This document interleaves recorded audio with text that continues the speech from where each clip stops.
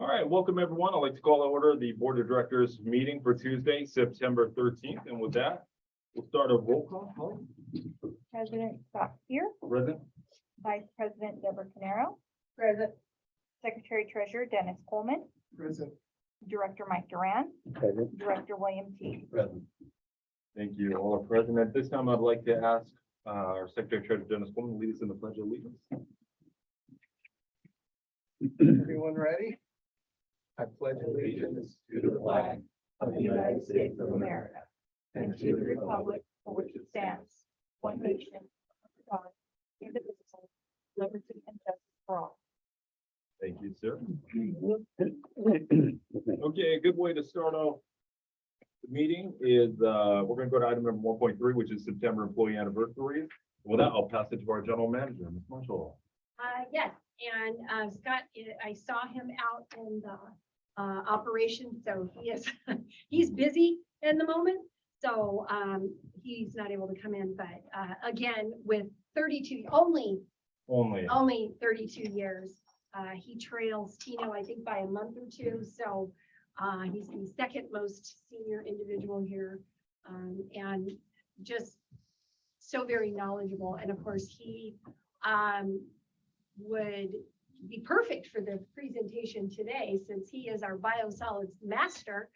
But really, whenever he has an opportunity to share his knowledge with staff, just how much he knows. And of course, his whole family is in the business. Yeah. So he just really, you can tell there's a passion for it, even now after 32 years. So I'm very appreciative. Dave, Dave is on the call. Dave, did you want to say anything about Scott? Remember, it's being recorded. He can use it against you later. Dave's sleeping. He was having audio problems. Okay, so I know that that Scott is definitely one of the key people.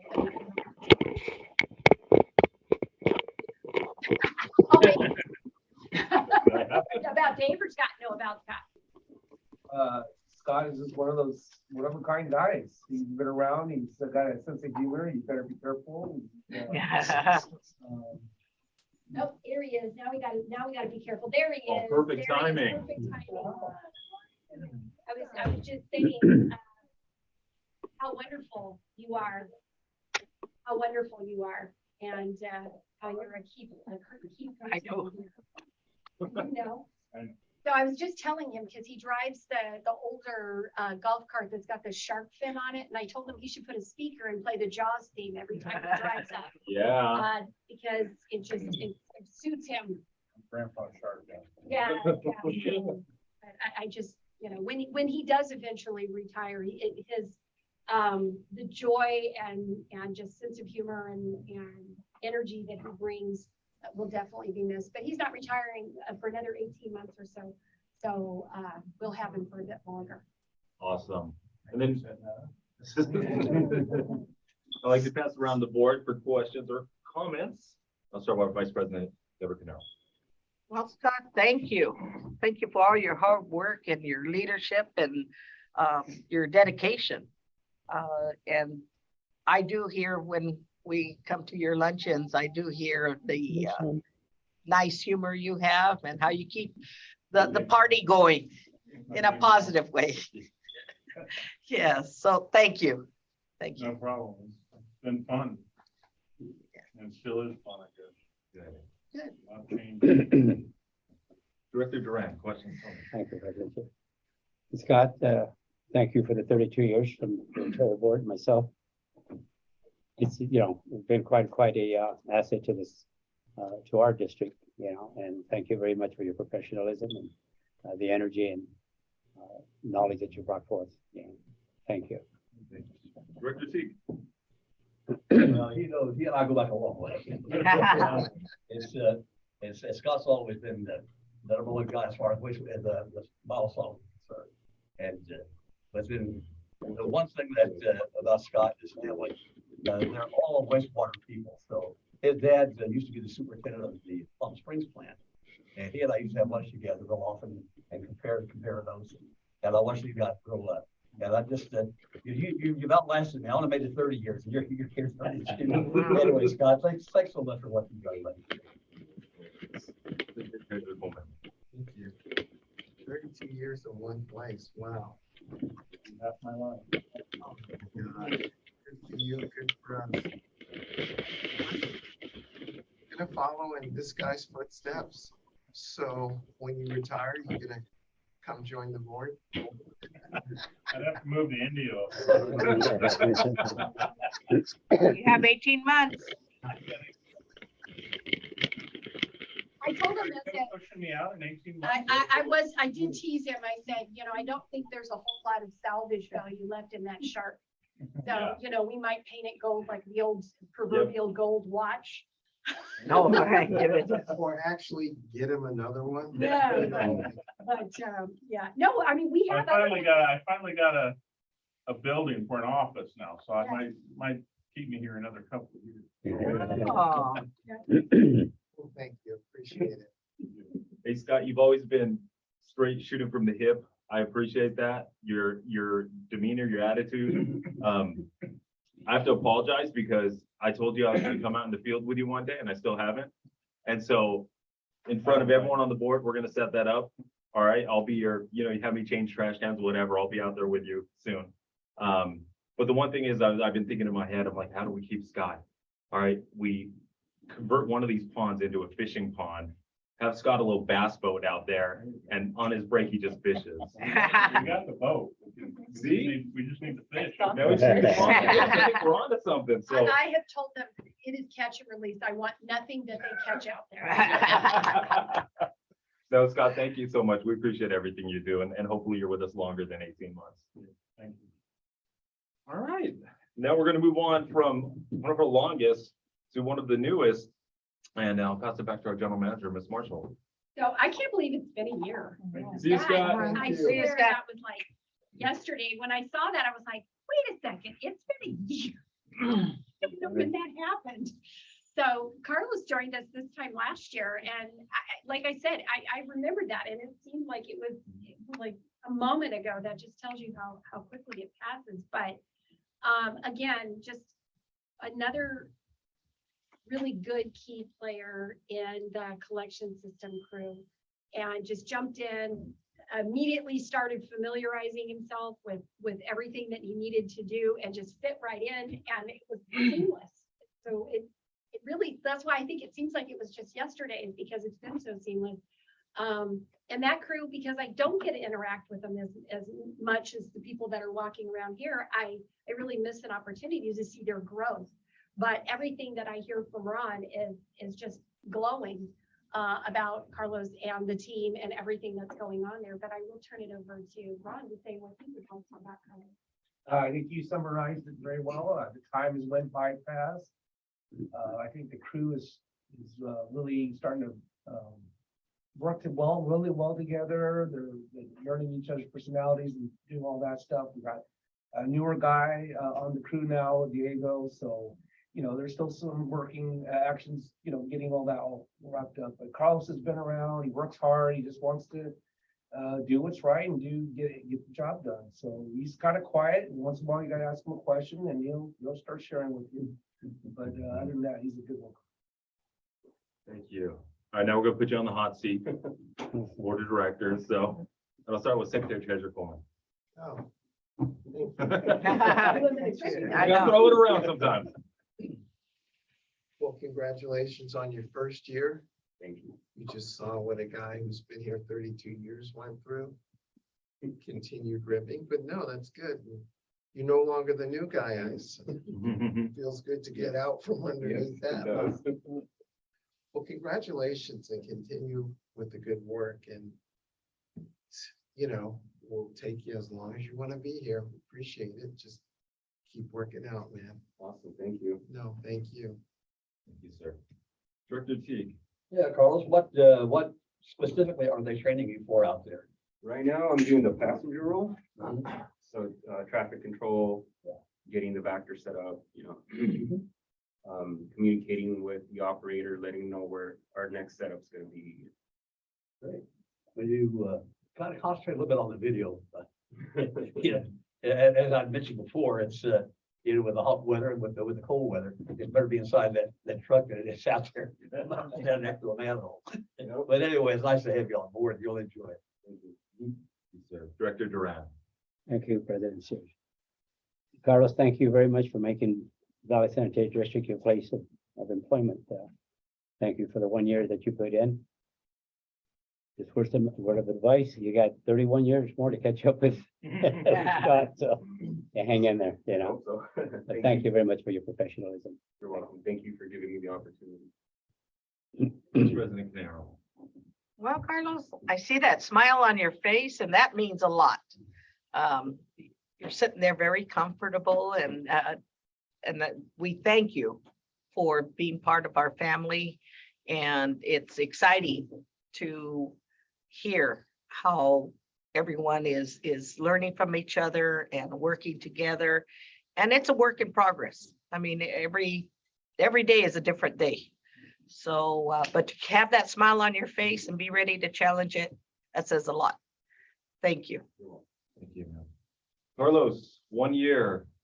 That's crazy. Cause I was almost looking at the name. I'm like, I thought Carlos has been here for a while. Like what so with this it's really cool because first year down, you got the jitters in, you kind of know your place.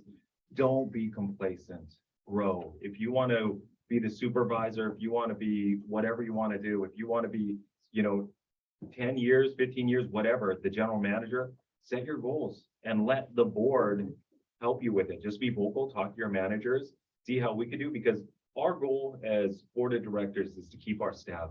And the one thing is I want you to retire with us. So whether that's 20 years, 30 years, we'll invest in you as long as you invest in us. And it's a teamwork. So the board is not here and you're here. We are straight across the board. So however we're the board, the management can help you out, let us know and we'll make it happen. But this is year one of many. So tell your family to be in for the long haul. We'll keep you going. And hey, if we get that fish pond for Scott, maybe you'll benefit off it. Thank you. Thank you, sir. Well, congratulations once again on behalf of the board. All right. All right, we're going to go on to item number 2, which is public comments. Holly, is there anyone on Zoom that would like to address the board on the phone call? No. Thank you. And I'm hearing and seeing none in the board. We do have a member of Liz Tech with us, Jim. And Jim, we got you on the. Jim was on the agenda. He's on the 4.1. Okay, perfect. I was just gonna add a Yeah. separate comment, totally separate from my role as Liz Tech, but I am a member of the CASA Scholarship Fund, the Education Fund, and I just wanted to extend a thank as a member of that board to your district for participating in our annual giving. So this year, we were able to give out 4 scholarships this year, $5,000 each, which is a very, I think, tidy sum these days, even with the cost of education. And our foundation is committed to continue to grow and continue to give those scholarships to the students that we offer. So I want to thank you on behalf of the Education Foundation. Thank you. That was a fun scholarship. Yeah. The way they did the presentation, everything was just amazing. Okay, so we're going to move on to item number 3, which is the consent calendar. Now, the consent calendar is going to include item number 3.1 through 3.4. 3.1 is approved minutes for August 30th special meeting. 3.2 is approved warrants for August 25th through September 6th. 3.3 is quarterly investment report for period ending in June 30th.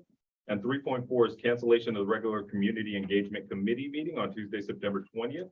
That's due to the committee members attending the Special Districts Leadership Academy in Napa. And with that, I'll pass it to our general manager, Ms. Marshall. Just business as usual. So staff, of course, is happy to answer any questions, but to keep the meeting moving, we'll just let it ride unless somebody has a question. Perfect. Questions from the board. Secretary Coleman. Yeah, I think we have a little bit of good news with respect to quarterly investments. Yes. Would you like to, Give a brief update. So this is as of June 30th. We do this every quarter.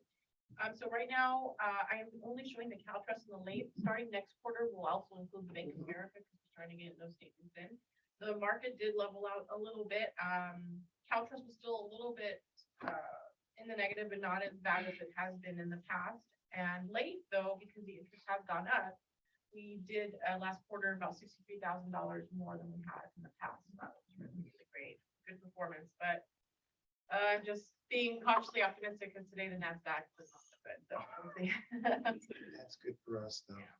Well, but usually for municipal loans, yes, but I'm being like I said, cautiously optimistic. right Yes. now. We like that.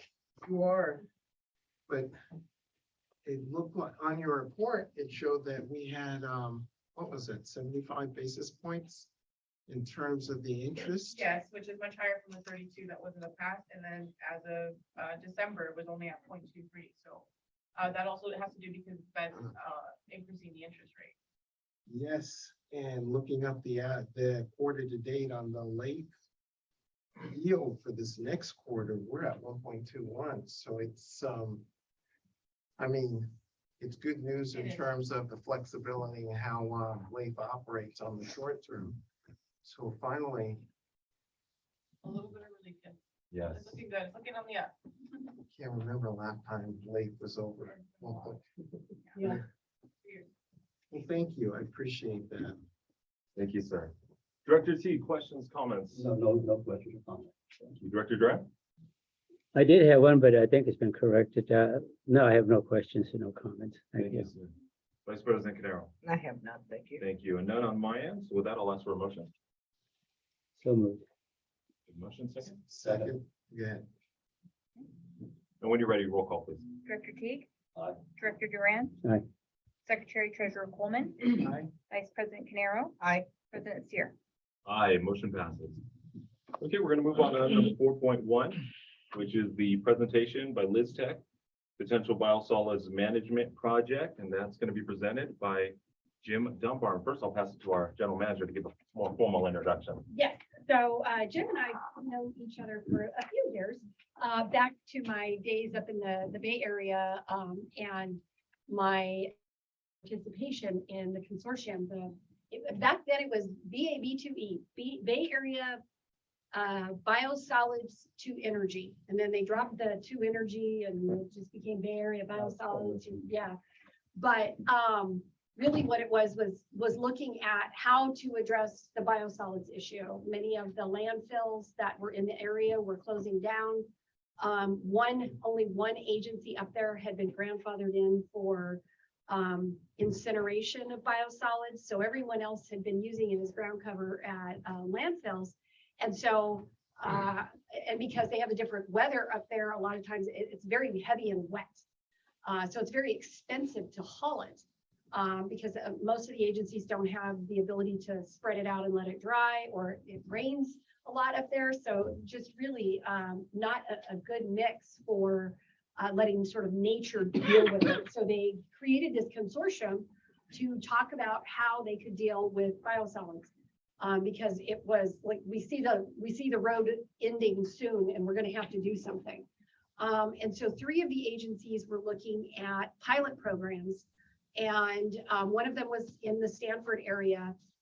And then one of them, I forget what they were going to do. I think eventually they dropped. And then the third one was Fairfield Sassoon. And Fairfield Sassoon was doing, because they are in a more agricultural area. And so they were looking at trying to turn it into some form of soil enhancement or fertilizer, something like that. And so they were looking for a really good opportunity. And for those of you who've been back east and you've seen what DC Water does with their biosolids, and there are some other agencies who do a similar type of thing. They were looking at those kinds of things. And so they ended up selecting Liz Tech as an option for what to do with their biosolids. And so they entered into this contract to turn it into a liquid fertilizer. And that could then be utilized by the agriculture that's in the nearby area. And so the agencies that decided they wanted to do that because of location said, okay, we'll send you our biosolids as well, because they had the ability to take on and sort of grow it into more of a regional project, because that's what recognizing that the majority of agencies were too small to have their own individual solution. So that's why they started doing this, and it's really turned into this great product 2015 was when it was implemented. So just as I was leaving, that area was when they put the project in place. And I just heard really good things coming out of it. And so as we were looking at, well, we're going to have to drain our ponds, get rid of the sludge that's in them as we move towards recycled water, and knowing that currently we are hauling our biosolids to Arizona, which one is not very green when you talk about trucking it, to the board's strategic plan of trying to reuse as much of our product or byproduct here locally. Well, obviously we have a large agricultural area, so that makes it very useful for us if we could do something similar to that. And the idea that at some point Arizona could just say, hey, we're not taking any more of California's biosolids, we've got our own, right? At any time, any of those kinds of things could be implemented, and then we would have probably less time to adjust to that. So we really needed to be doing it sooner rather than later. So I reached out to Jim and said, hey, are you still there? And how's it going? And would you be interested in coming and checking out our plant, seeing what's here, and letting us know what some options are? And we did look at some other options. We did have a conversation with the operations committee, who asked, after hearing some of the different options, to have Listec come and talk to us about what we could potentially do here. Jim did come here. He did do a site walk with me and with Dave, and we talked about the various options and sort of what's here and how much we produce and what the quality is, and sort of what we envisioned. And he put together a proposal for us so that we could have something more concrete than just a general vague idea of what this might be. Because honestly, as part of phase 2 of the recycled water project, we've got to deal with the biosolids. And so rather than doing a piecemeal of just removing the biosolids and still be sort of wondering what we're going to do in the long term, it makes sense to include this as part of phase 2. So now is the good time because we're going out looking for funds. In fact, Ron and I have been talking with our ESS as far as the WIFIA loan. So obviously we would want to know what that dollar amount is so that we could include that as part of the recycled water master plan for the biosolids issue. If we can find other funding like grants or, next to nothings, we would like that even better, or public-private partnerships. So the timing of it is good now, because you don't want to be too far down that road and then go, oh, now's a good time to start thinking about it. Let's include it all together. So we had that conversation. We've got a proposal. So now it's time for the whole board to have a discussion. We're not asking for the board specifically to say definitively, but to give us some direction about how you would like us to proceed on this topic. And I think it's very important for you to hear specifically from the company that has this about why the board would want us to look at this particular option and why it might be a good fit for not only VSD, but potentially a regional solution, much like Fairfield Sassoon. So I will now turn it over to Jim and let him do all the wonderful stuff. And then when he gets to that point, we will pass around. Do not open. We will pass this jar around when he's done with his presentation, so the board members who weren't at the operations committee could take a look at it without opening it. All right, there you go. Well, thank you. I've done the disclaimer multiple times. Great presentation, great introduction, thank you. As mentioned, my name is Jim Dunbar, and I do want to thank you for the opportunity and the invitation for the presentation. Like Beverly said, this is a beginning of a discussion. This is not a decision point. This is certainly not, hopefully, the last time there's information forthcoming. It's definitely meant to be an opening of a potential partnership. So there is a short slide presentation that goes with this. I'll try to keep pace with it with my words here. So next slide. So we are the general manager, or I'm the general manager of Listec International here in the United States. Proud to say I'm actually the first employee in the United States, based in Canada over 20 years ago. We're an advanced treatment technology company dealing with biosolids and organic waste materials. In California, as Beverly mentioned, we operate a facility in Solano County, which accepts biosolids, organics, and food and beverage waste from over 12 different entities and transform these into a US EPA Class A beneficial use product, which has also received certification from the California Department of Food and Ag as a bulk fertilizer material. Where are we? We are started primarily in Canada. We've now moved very strong in the United States. The facility in California, like I said, since 2016. We opened up a partnership facility in St. Cloud, Minnesota, 3 years ago. We have just finished commissioning a project in southwestern Detroit area. And we signed a contract with another one in northeastern the Detroit area. I just got back from a similar presentation like this, the facility in Kansas. So it's just not in places like California with strong restrictions and regulations, but in the middle of the country where I think they're seeing and feeling the stresses of multitude of crises, call it, drought, climate change, and pending regulations. So that we were founded over 20 years ago. Next slide, maybe. So we were founded over 20 years ago with a bunch of research scientists, and we use research and science-based outcomes as the basis of our technology. We try to offer economic solutions with our partners, which requires a very minimal staff input, very small on-site footprint, but we do produce a multi-use end product. And whether we're building local relationships with fertilizer-hungry farmers, especially these days, or a need to enhance biogas generation, a single source solution does actually exist today. Our patented system uses a low temperature chemical physical process, which meets the highest standards of US EPA and the state of California. And by co-locating at host waste community plants, permitting is kept to a minimum.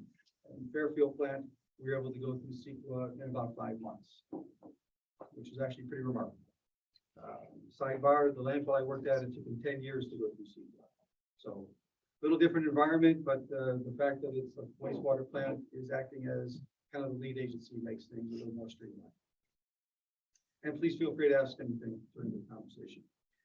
We understand your district is looking into alternative methods of managing biosolids in a very restrictive and changing regulatory landscape. And as a result of traditional options becoming more costly and less certain, as Beverly mentioned, examples being service provider performance and reliability, we would encourage you to look at more modern and proven technologies, which will give you long-term expense stability, control of your own future, and an opportunity to be a regional leader in environmental stewardship and sustainability. As I was driving around today, I saw you're 2 blocks away from a recycling center. I mean, no better place to kind of showcase your facility. With theirs, they have the word recycling right out front. No reason you guys don't have that same ability. With the primary focus of wastewater plants being the treatment of water, biosolids have historically been thought of and managed as a waste product. We are in the business of building partnerships with like-minded agencies interested in a complete resource recovery solution, not resource destruction. We view our mission as maximizing the value inherent in biosolids, reducing greenhouse gas emissions, and increasing carbon sequestration, while at the same time closing the environmental circular economy at a regional scale. Next slide.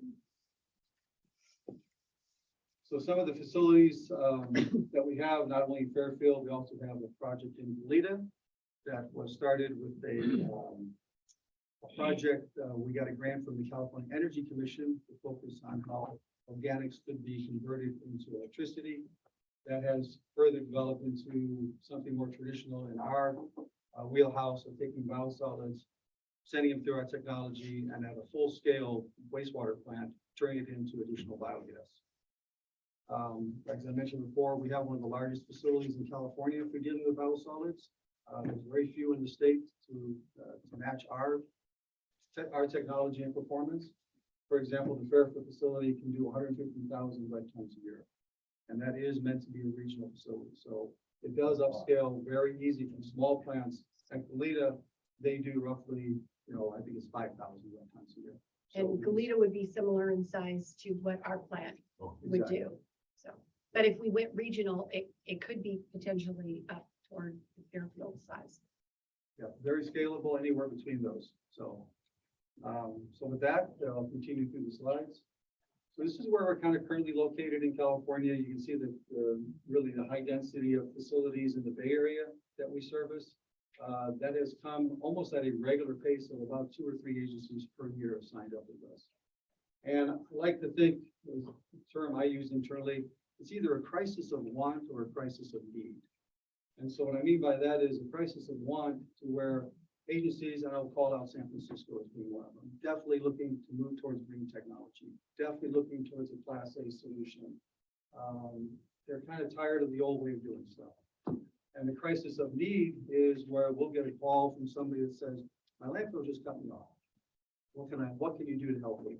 And we'll entertain how we incorporate them into our mix. And also agencies that are looking to diversify. You know, if not all at once, we get them on a pathway we feel of bringing them into a higher resource recovery mode. So next. No problem.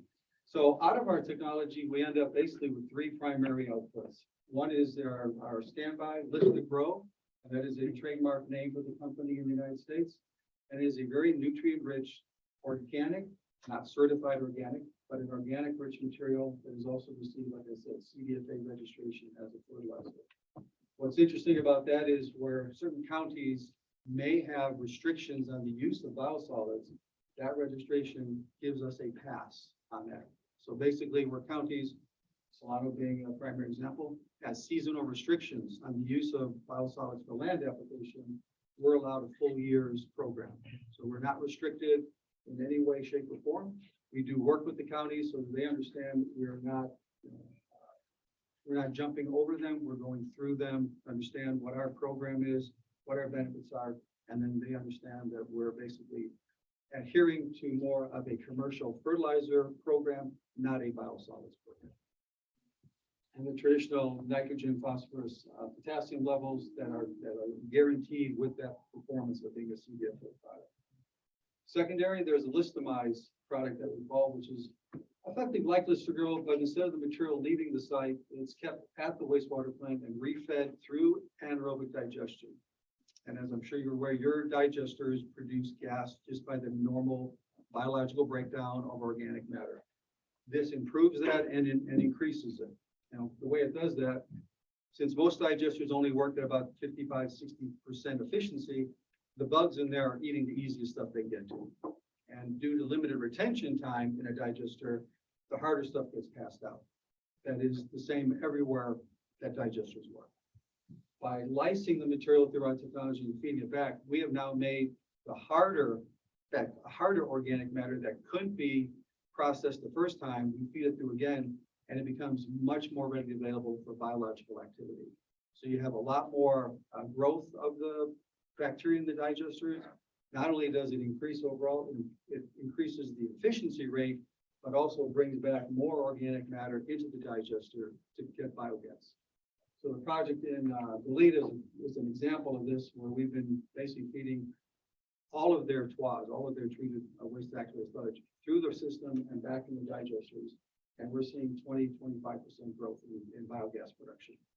And they have a stated policy of wanting to go energy neutral, kind of energy positive. So this provides them another outlet to get towards that.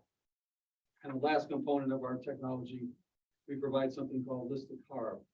And it's much more interesting for projects that have nutrient removal guidelines. I'm not sure if everybody's aware the Bay Area has been hit by a huge bloom in the Bay.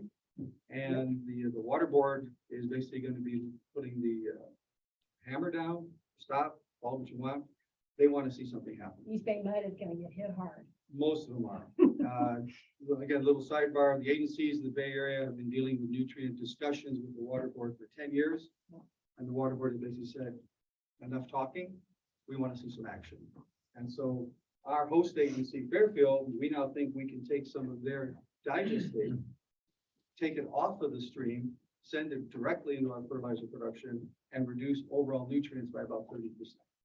Again, that is some specific for areas that have nitrogen nutrient removal. We haven't put that into a total commercial lab scale that tends to work, the science works behind it, but it is something that is more of a specialty need. Next one. So a very simple schematic of the technology. I'm not going to kind of belabor too much detail, but basically what we have in the very center is what we call a reactor. And that's the cylindrical shape. And that's kind of what I call, that's where the magic happens. So biosolids, we heat it up to about 75 degrees Celsius, about 160 degrees Fahrenheit. we add an alkali component, typically potassium hydroxide, we raise the pH to about 9. And then in there, it goes to a high-speed shearing. And I hate to use the word blender, but it's similar to that. And it just breaks down biosolids, which I'm sure you probably all have seen, this long cake dewatered material, in a much more homogeneous liquid type product. And that process takes about 30 to 45 minutes per batch. We use something called a continuous batch, to where it's an ongoing process. And after that, it stores. And we can store it for months and years. I have jars in my office that have been around for 4 years. There is no separation. The material, technical term, it's in a colloidal state. It's in suspension. Doesn't settle. The water doesn't separate out from the solid material. So it acts as a very good material that can be stored seasonally, where we do have rains in certain areas where we can't land apply 7 days a week, but also allows for bulk storage where we want a lot of incoming material certain times of the year, build up our storage, and then when the farmers need it during their right before seeding season or right after harvest, we go and mass land application programs. So basically the same product with slight different nuances, but it's the same technology brings us to that point. Next one. Typical example of our land application equipment. On the left side is a tanker truck. Everything's enclosed. We don't have storage. We don't lay it on the ground. And then on the right side is our injector. That's kind of like an elephant trunk. It sucks it out of the tanker truck. There's a tanker behind it that goes to the ag field, and it's a pretty smooth process. Everybody always has the same question. Are you sure it's going to work? And no one's ever done this before. It's amazing. You find progressive farmers that are interested in it, from low till to no till. I spent this morning at the Farm Bureau and UC Co-op Extension out in Moreno Valley. Picked up some names. I'm very happy to say I'm very happy they have a small farm advisor for this area in Indio.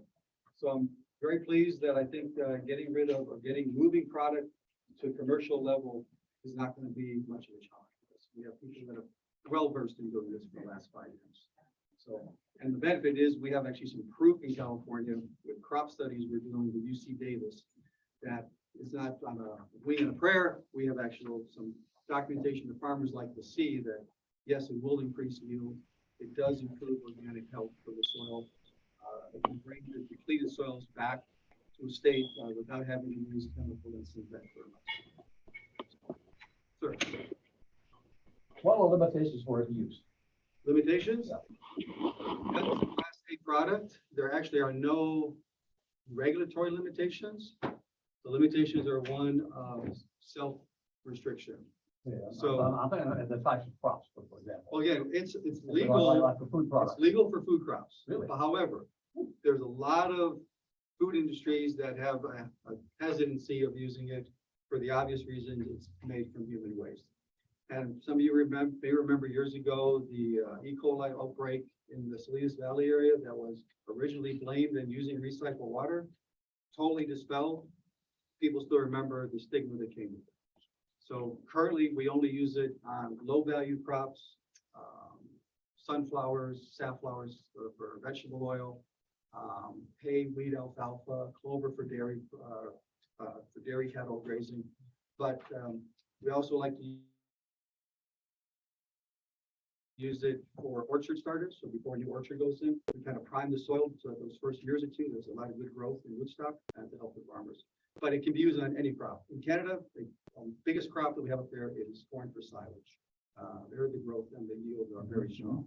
So I know this area is very prominent on direct food consumption crops. We would probably be looking for something secondary until the stigma kind of goes away. And I use that word stigma because I think recycled water had the same stigma for a long time.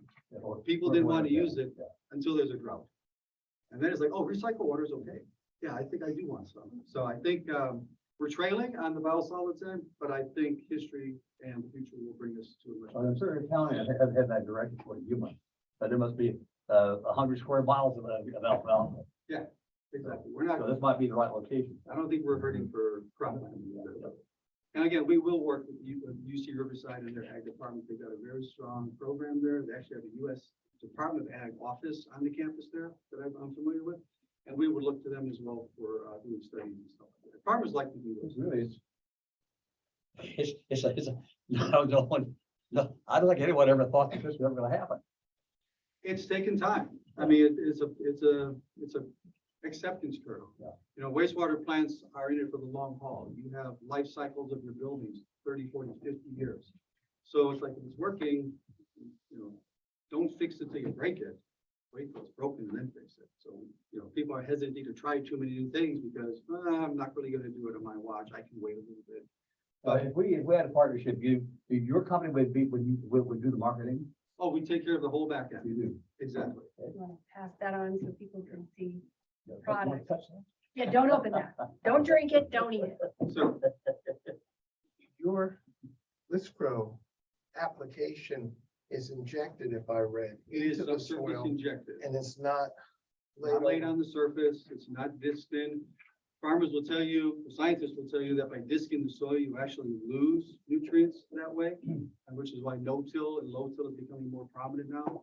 It captures and keeps carbon in the soil. Turning the soil over constantly by plowing, while it may provide some benefits, long-term is showing that it's more detrimental. You're losing carbon, you're losing nitrogen that's exposed. And does this cut down on like runoff?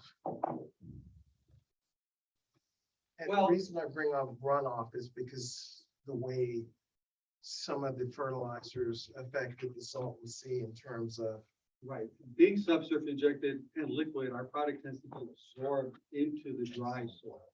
So it's not being allowed to run off during rains. And you know, I've lived here for a short time. Didn't rain very much when I was here, but when it does, you can tell it.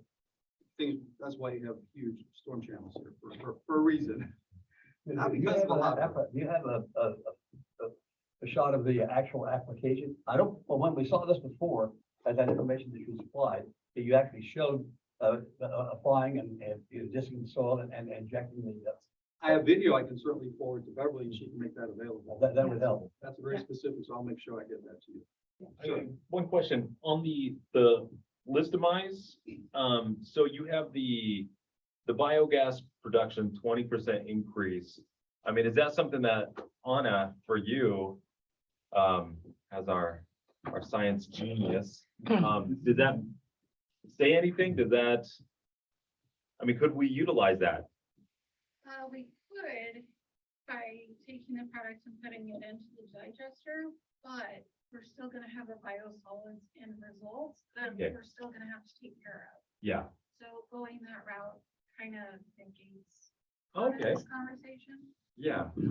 But the food waste discussion that we're having with, through Evra would do a similar type of thing. So it's kind of like a 1-2 punch, because one of the things is this does need energy to run it, because he's talking about heating it Yeah. up.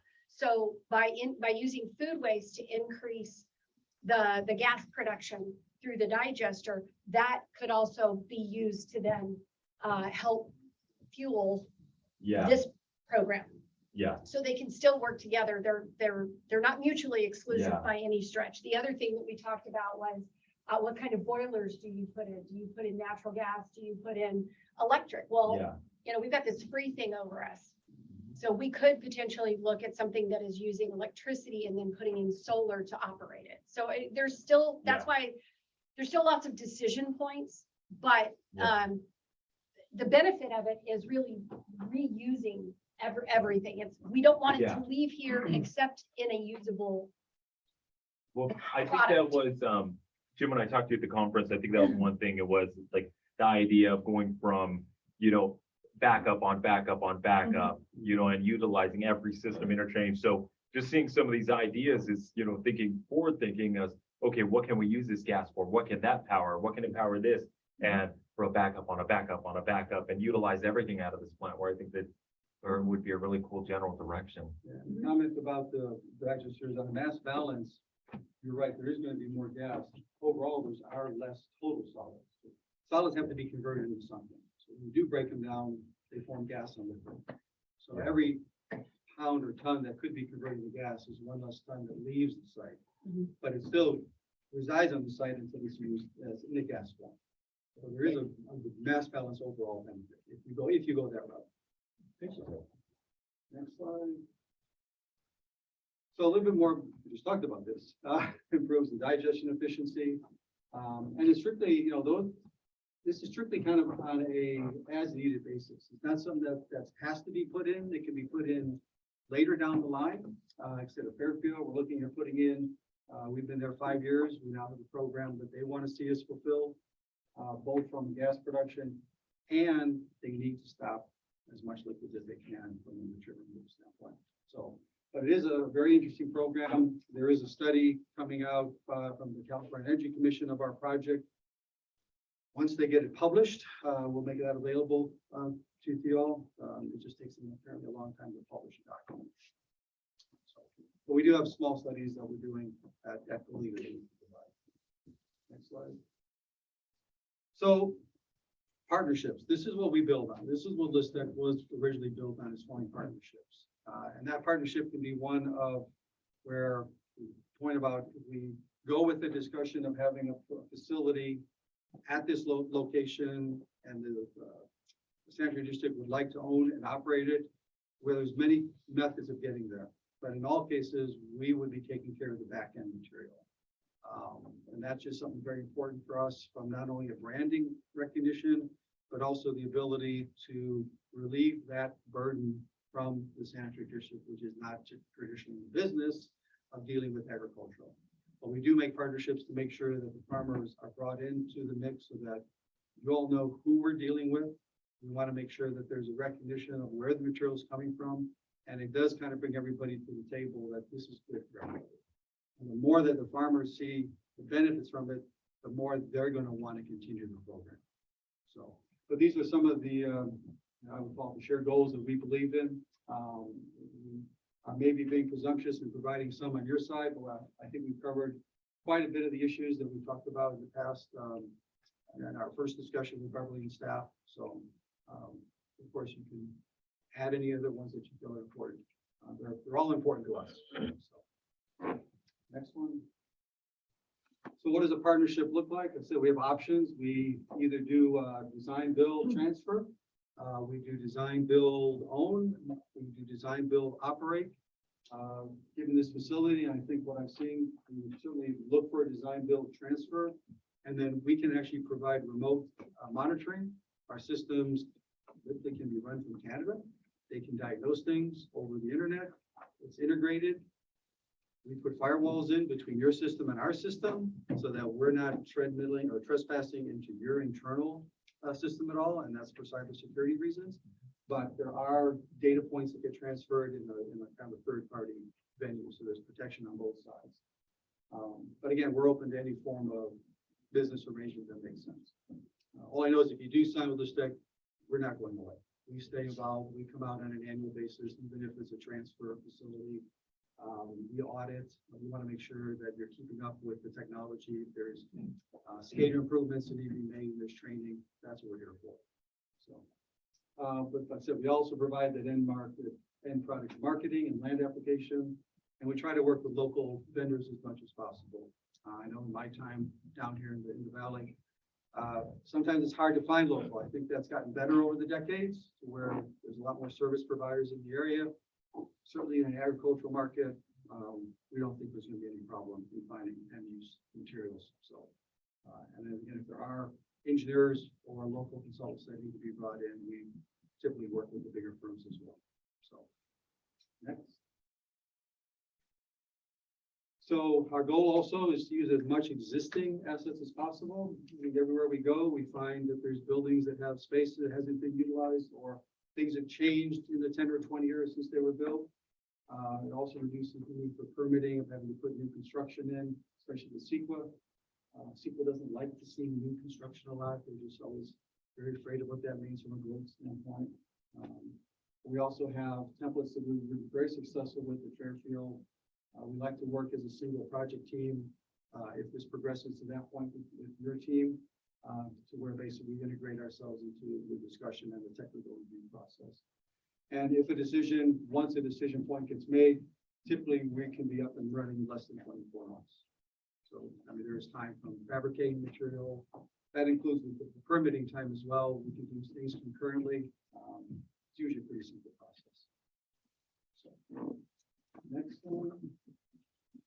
That's really what I have to present today. So again, the goal was to, maybe continue, start maybe with a more discussion, let you all have your discussion points, Yeah. to go forward. Use Beverly as a conduit at any point to get information back. Not that far away, if I have to always make a trip down here. I'll be down here in January for the CASA meeting as well. So definitely lots of opportunities to share and talk. Yeah, thank you. Any other questions you have? Yeah, I'm gonna pass around the board to see if anyone has any questions that have been lingering, and I'll start with Vice President Canal. No, that's just a lot to take in. I know. I was just saying, a lot to And, absorb in 20, 30 yeah, minutes. I just like. Yeah. Time to, now that it's been explained, Director Duran. Thank you, President Chief. Do we have to take this to any of the higher authorities such as the county or anything else? Have you had any problem? We could just do it on our own without? Right, we go through the secret process and all of that is what opens up if there's any issues with the county, the regional board, any of those kinds of things. You go through that process, but that's what was beneficial in that, is because of that designation. It's different than, say, our current biosolids management, because it's no longer biosolids. But to set up the operation and that we could do that at our level here without having to. Being a special district, you effectively have your own internal procurement processes and your own procurement rules that you follow. You're still subject to the resources code on many things, but you're not dealing typically with city permits or county permits. We're not a biological process, so the operators don't have to be class 1 to 5. It's strictly a mechanical type process. But do you recommend that something like this should be brought up to one of the supervisors or? We always encourage if there is somebody who you think that would be well versed in what we're trying to do here. It's always a good thing. I know when we did our grand opening in Fairfield, we invited the board of supervisors. And I think we had 3 of them come out. Because again, the ag nature of Solano County is pretty strong and support of agriculture got them kind of interested. Thank you very much. And then if you want to mention the air quality board. Yeah, the air district. So the only air district, which can always kind of be the little touchy spot. The only thing they were involved with was our boilers, because they run off, like any boiler, we run them off propane. But we kept them at a registration level. So there's no permitting involved, there's no real emissions involved. These were self-registered sized units below the threshold, at least what Bay Area would do. I think you're part of South Coast? Yes, so that, I think what I understood, is about the same level of the registration level of the homes. And if you want electric boilers, it'd be even easier. There will be no wastewater actually going into there. No side streams at all. 100% of what comes to us in the way of biosolids is 100% treated. We filter nothing out. We segregate to nothing. There's nothing in feedback to your plant. Yeah, it's a very, very good program that you have available because eventually we're going to have to do something. It's getting to that point. SB 1383, which I'm sure some of you may hopefully have heard of, it's sped up the time clock. Thank you very much for your presentation. Thank you, sir. Director Teague. It seems to me that I like to see us go ahead with you as far as we can with it. I currently, we're the district spending about $200,000 a year just to dispose of the solids. And so if we can do something, if we did nothing except try to reduce that amount of money, that's worth pursuing. But it looks like it's going to go much farther than that. So I like to just pursue it and get it to a point where we have a better understanding, all of us. Thank you, sir. Excuse me, to your point about the expense, it's not going down. Yeah, no. Transportation costs, we all see what fuel is going to. This keeps it local. Our goal is to work locally. Well, I think that as you keep remarking, you get to keep the trucks off the road, minimize it. Thank you. Yeah, and follow up a bit. If I remember correctly, the bids we got for the hauling, the one we have is a Denali. That's who we were using this. They were or, We are not hauling at this time. We are going out for another RFP, okay, but they were by far the cheapest. like a third less than the next one. And if they're not in the game, So it's Yeah. considerably more. So. In addition, there is I noticed in your proposal, a revenue share agreement, Yes. and there's a certain, agreed selling price over that the 50-50 share comes in. How do you arrive at that agreed selling price? So Or once we've maybe I'm identified, getting- no, yeah. but once we've identified a user, a farmer, a rancher, or Mhm. a series of them, we'll basically know our cost of bringing the material out to them. That becomes a known expense line. And then we work through the marketing and sales agreement to say, okay, here's what it's gonna cost to bring it out there. As we can sell, and we do sell the material, we do not give the material away. It helps offset that number. And then once we get above it, we can then share in any revenues above that. And I will say, we always make a small payment to any agency that deals with us as a good faith effort to say, maybe not now, maybe not yet, but we will make a payment when times get better, when prices continue to go up. We're not reaping the benefits. We're in this with you guys. We want to share those as well. In Fairfield, how long did it take before that component took off in terms of? So they have a slightly different agreement because we run the facility. And so we don't pay, our price to get the biosolids from Fairfield to us is a discounted number so that we don't have to pay a lease. The lease is kind of a part of the discount. So we have a separate understanding about the land application side. It's not the same animal. I'll be trying to explain apples when we do this. So, At 150, 150. well, so part of what they realize, the benefit to them of having us on site is they've completely eliminated their total transportation from home. Okay. So that saved them about 350 to 4,000, 100,000 a year. Probably today it's almost double. They also get a host fee from third-party customers we bring in.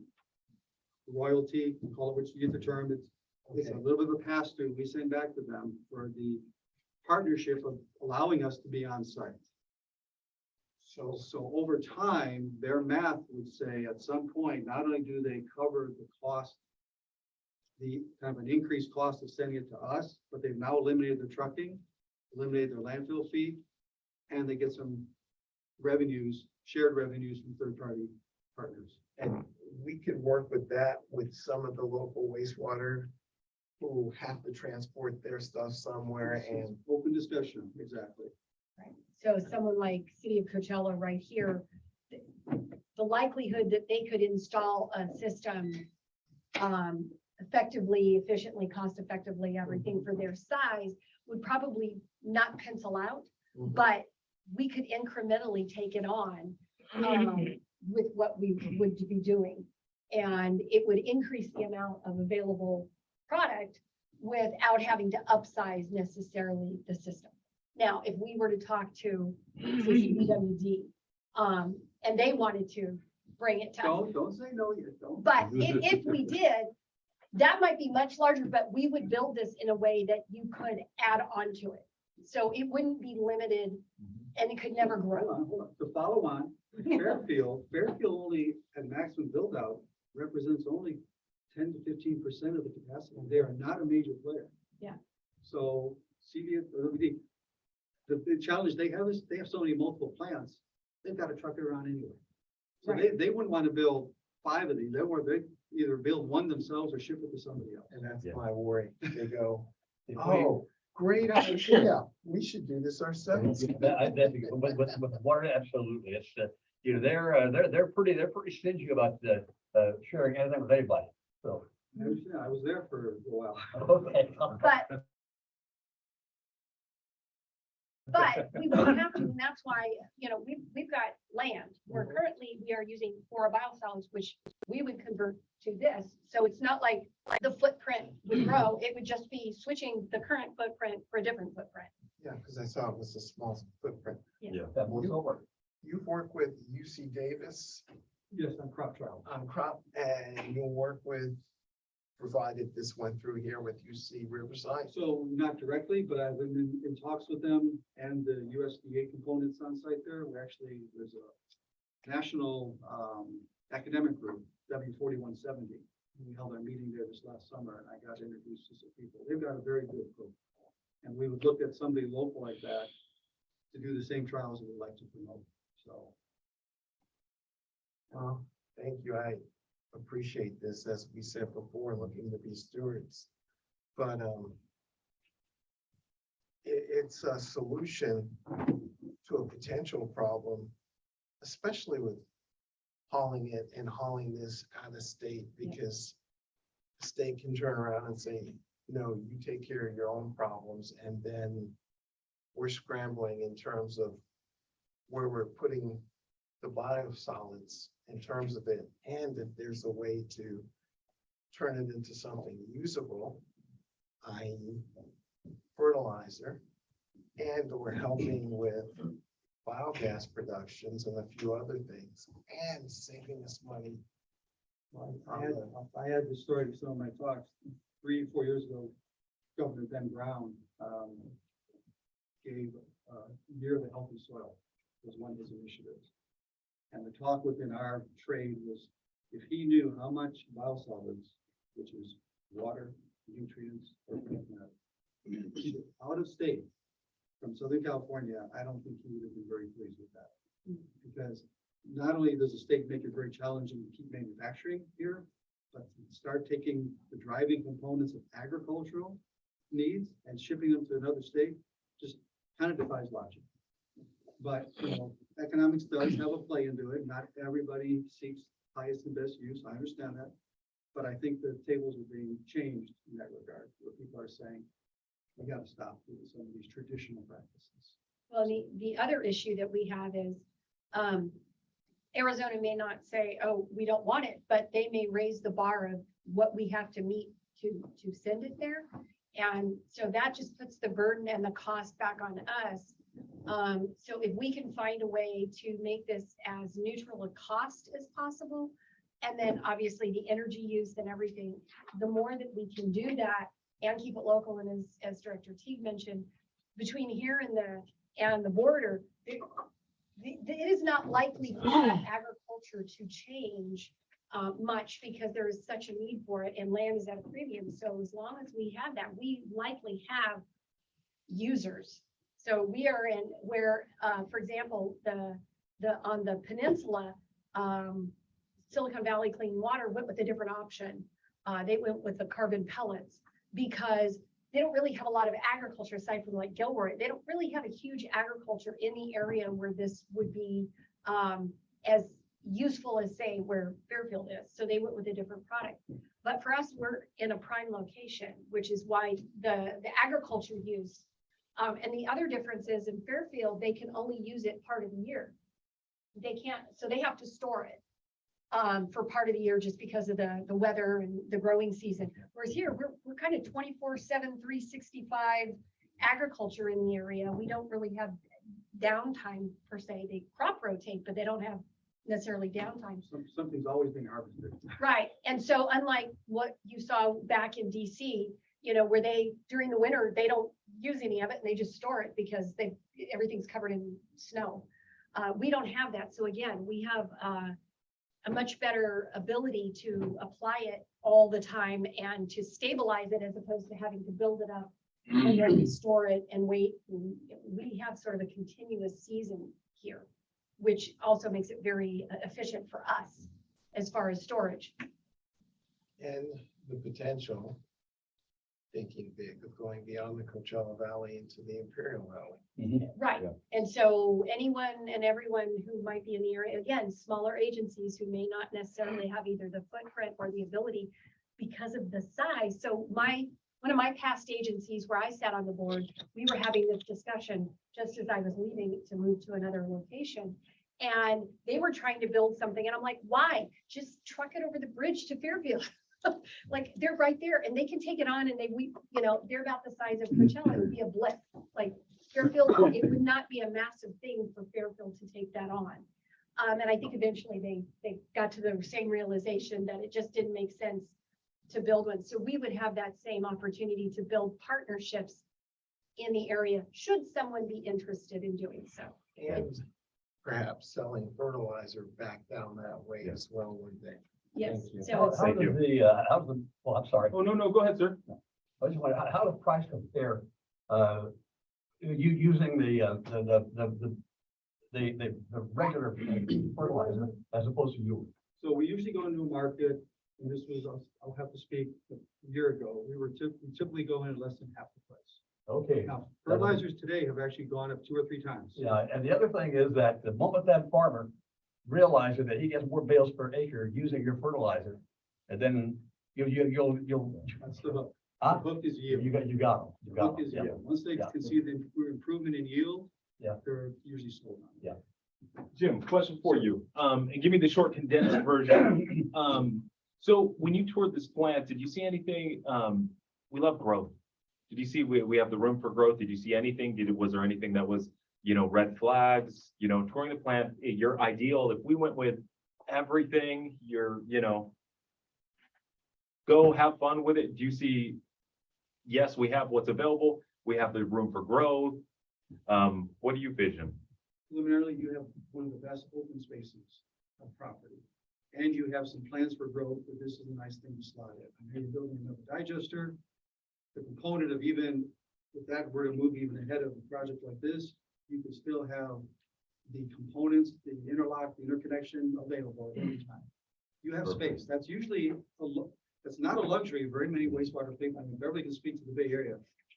They say, oh yeah, we have this little space over here. It's like, you don't need a little space, or they're in a neighborhood. Yes. And I know odors are an issue. We can encapsulate everything, but it's still potential. We try to eliminate those as much as possible. Well, for space, we got to thank Director Teague over here for having the foresight to give us the plant we sit on today. Oh, well. But the little bit that I contributed, it put in this cup. Jim, hey, thank you so Every much. bit counts. Huh? Every bit counts. Thank you so much. Amazing presentation. I would like to leave a little bit other material, Oh, yeah. Beverly, so choose Oh, just yeah. a little bit beyond what was in the And presentation. you can take your poop jar. No, No, that was no. Dave, that was Dave's food jar. Okay. I got it from his. Oh, office. Dave, oh, nice. You have to visit it. Okay, Yeah. and then Beverly, I did notice this is on for board action. Just direction, like, Just do you want direction. us to pursue, Okay. continue to Perfect. pursue getting more Yeah. information for the You know, board? it's, I think on, and the board, anyone jump in and correct me if I'm wrong, but it sounds like the consensus of the board is to definitely grab some more information, see what this, see where it could take us and look into future possibilities and all that kind of good stuff. But I think it's something we definitely need to invest more time in and really think about it, because the one thing is on our mission statement, everything we talk about is moving forward, recycled water, being an asset to our community. And I think this is the one thing we can do, is where we could actually take responsibility of everything.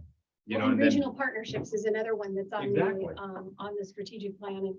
And Ron and I have been talking, how we could incorporate this, into the WIFIA, the WIFIA loan Yeah. application. But also, I spoke with a couple of people at the CSDA, as well as, another, conversation regarding, public-private partnerships as far as funding this.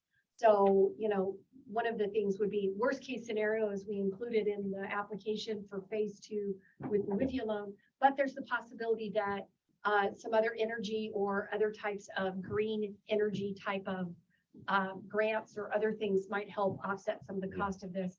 So getting the direction from the board that you would like us to pursue this further, obviously the next thing would be, okay, we have a general idea of the cost. So it's, okay, let's go find a source of funding. And then that would begin to tell us sort of the timing of the project and what it might be, is it phase 2 funding? Is it separate funding? I mean, it could really go, it doesn't have to wait for that. If we found funding, if we got a grant, we could start it without having to wait for that. If we aren't able to, then it would be with that application. okay. No, it sounds good with the direction of the board. Yes, Director. Thank you, President. I would like to see if it's economical feasible for us to actually go forth. This is information that I would desire to have come before the board. And I'm for the project because I'm for innovation and for new things coming back out, because some of the old things, they're going out of style and we're getting thrown out, but to see if it's feasible, see if it's gonna cost us, see how many metric tons, of waste would come back out there, that information would be beneficial to me, to We'll do have. some of those financial studies with Beverly, her staff, your staff about, what's your time frame? What's your, what do you want to see? How big, how small, scale it up. We've done models, we have facilities that are half this size to the ones that are 150,000. So we've got some good models to work with. And the other thing is, obviously, if the board is interested, then this would be an opening for me to speak to the city of Coachella to see if they might be interested in partnering on the project. Because I'm assuming they spend some manner of thousands of dollars to haul theirs away. Are there any other agencies in the area that might also be interested in partnering in a regional solution, in which case we could all contribute our hauling costs to building a project? So we could potentially have a partnership project. That's all said and good, but I think at the present time, we as the board should actually figure that if this is something we want to go at our level, and then give it to you and go back out there and do the soliciting. So you do have the preliminary cost attached. So that's the starting point. And then obviously we can work with Dave and his team on getting a more refined. We did give the preliminary information. That's how we got that. So we can continue to bring that and then bring it to the board for action. I know Director Teague and I sat in the operational board and they did a beautiful presentation, Ron and Dave last time. So Yep. it was great. And it's something that I know I'm with Dave again with probably the rest of the board probably, but I know that Secretary Treasurer Dennis, it seemed like he was going for it, but it's something that we need to really look at and tear it apart into a million pieces and put it back together again. But it would be something that would benefit the district for sure. And I think you should look at it strongly, because we gotta protect ourselves on the back end, hauling cost. If there's a potential savings of a couple $100,000 a year, depending upon when our new contract comes in, that goes to help offset and pay for some of this as well. And we won't be stuck with somebody else's qualifications or whatever in terms of how we dispose of the stuff. And there's potential to generate liquid fertilizer, which also helps, and some revenue sharing. So no, this is almost a win-win-win in terms of, is it fair to say, waste not, want not? And we will also work with Craig and Bob on the legal requirements so that they're comfortable with whatever those agreements are and next steps from a procurement standpoint. And then we'll bring it back to the board for just more discussion and decisions. Because the prices of diesel and the trucking business are going completely skyrocketing, and we don't want to be held hostage to anybody, to do our own. Agree. Thank you. Thank you. The last, I'll leave with two parting words. Thank you very much. I think hopefully we'll start the discussion. And the last transportation proposal I heard going in from a different service provider said he was going to submit the price and then ship along in the refrigerator. Thank you so much. Appreciate it. Hey, Jim, thank you so much. We appreciate your time. Thank you very much. Y'all have a great day. You too, sir. Thank you. Yeah, wait till that RFP comes in. Yeah. Oh, and thanks for coming down personally. Oh, Yes. As I told Director Teague, this is like a second home. Actually, I do have a second home down there, so it's nice to get back there. He used to have a home, he used to live at Bermuda Dunes. Yeah, so that's, It's enjoyable. Yes. well, Thank you, sir. Have a good one, Jim. All right, and Beverly, you have clear direction on which was perfect. Awesome. we move forward with this, information doesn't cost anything, and that's, so. Yeah. Okay, we're gonna move on to item number 4.2, which is adopt resolution number 2022-1169, adopting the Valley Sanitary District Investment Policy and rescinding the resolution number 2021-1151. Without passing to our general manager, Ms. Marshall. Yes, so this is a redo and I will turn it over to Jeanette to explain why. Yes, so, thank you, everyone. My name is Janet Juarez. I'm the Chief Administrative Officer here. This is an administrative task. This actually was approved in August on the 16th. We did review and we have made some administrative changes. The issue was that we duplicated a resolution number, so I apologize for that. And we would need board approval again because it would need to be signed. The investment policy is attached as well. There have been no additional changes. Again, this was adopted on August 16, 2022. And it was just this last run through or signing number that we realized we had duplicated a resolution number at the top. So this will just rectify that. I would be happy to answer any additional questions. Questions from the board, Director T, No question. Director Durant, No questions. Secretary Chair Coleman, None. Vice President Canaro. None. None on my end. I have a motion. Make a motion to adopt resolution number 2022-1169, approving the Valley Sanitary District investment policy. I have a motion. I have a second. I'll second. Roll call, please. Secretary Treasurer Coleman, Aye. Vice President Canaro, Aye. Director Duran. Aye. Director T. Aye. President Seer. Aye, motion passes. All right, we're gonna move on to item number 4.3, which is the consideration of the proposed sewer construction and use ordinance number 2022-121. Recession of sewer construction and use ordinance number 2010-11-8. And setting the public hearing date to receive and consider public comments. And I'll pass it to our general manager this morning. So at this point, this is, the process of adopting an ordinance is, we do have to do a public hearing. And did you want to add any information about the sewer use ordinance other than what's been talked about in the past? No. Because I know that was a big discussion, but basically this is just the next step in the process in order to adopting the new ordinance and rescinding the previous language. Questions from the board, Director Duran.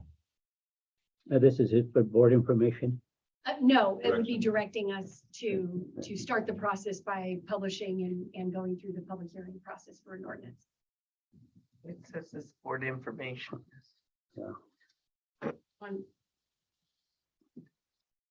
On the staff report? It says. It's an consider- upgrade on the, of the ordinance. Yeah, so you can just give us directions. What we need to do is publish a public notice, because it has to have, It's on the recommendation. Yeah, I'm sorry, that box is checked as board information, but it's actually, I'm sorry, that little checkbox.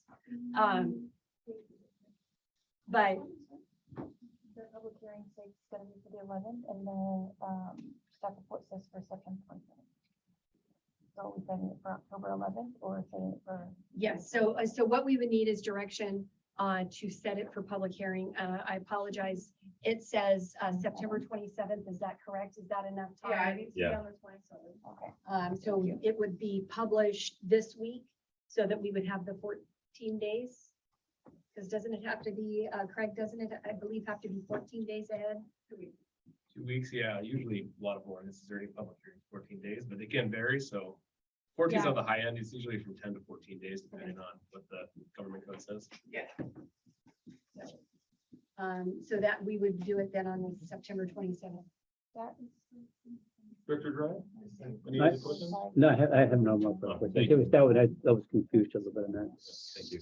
So on the portion where it does say the notice of the public hearing, the date is different there. Yeah, it said October 11th, but we're setting it for our September 27th. We do apologize. So first, we had to send this over to the regional board so that they had enough time to review it before we're even allowed to schedule the public hearing. And so now the dates have coincided with that. We were trying to give ourselves a little bit more cushion, but we're good within the 27th. And so that's what we're asking for permission right now. It would be September 27th. Any other questions? I mean, if the board is not comfortable and you think Yeah, that's No, too no, good, we're we can fine. move it to October 11th. I'm just trying to get questions out of the way and then we'll Yeah, jump to just- this. I'm trying to keep the meeting going. Yeah. It's kind of dragging a little bit. Yeah, truthfully, I'm not comfortable with it. The dates get correlate. I'm sorry, but I read, Why is the regional board's interested in this? They have to have it and review within 45 days before we can even adopted. So we did bring this item first to the operations committee. That's where Ivan gave his presentation as well as some of the changes that have been made. And the updates that were recommended through the consultant. And so that was submitted, and then we presented it to the board, and then it was submitted to the regional board. And so they're still within their review, but we still have to have a public hearing date so that we give the public, time so that they can have their say if they have additional questions on any of the changes that we're making. So the changes that we're making are really just administrative. I don't know, Anna, if you want to add anything to that. And this is just to set the date. The regional board, they want to review our ordinance because it is our regulatory document. It's our basis for everything.